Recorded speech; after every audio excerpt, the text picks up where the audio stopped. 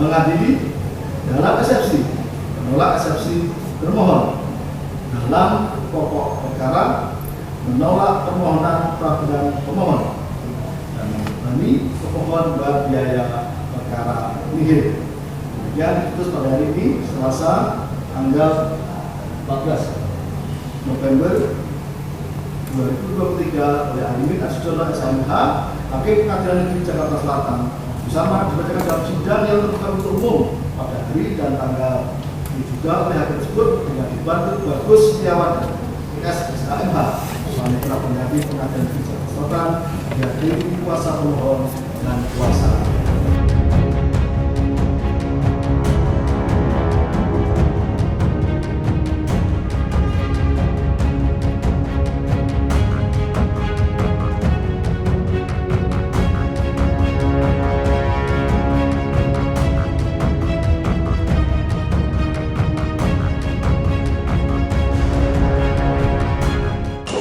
Ya, setelah mendengar putusan majelis, memang ada perbedaan persepsi mengenai norma undang-undang yang memang di dalam norma undang-undang itu menimbulkan multi interpretasi, terutama terhadap bagaimana proses penetapan tersangka, ya, sebagaimana dijadikan pertimbangan oleh Mahkamah Konstitusi, bahwa di situ disebutkan yang pertama, penetapan tersangka harus sudah memeriksa calon tersangka tanpa di penyidikan, tanpa memberikan suatu penjelasan secara ketat, ya, mengenai proses daripada pemeriksaan calon tersangka tersebut.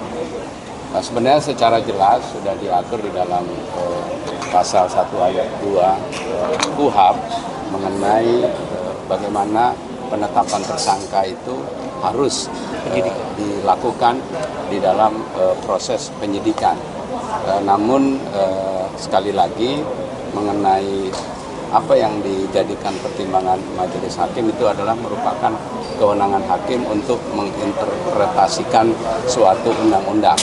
Namun demikian mengenai hal ini perlu dijadikan pertimbangan oleh pembuat undang-undang mengenai kepastian hukum di dalam seseorang untuk ditetapkan sebagai tersangka.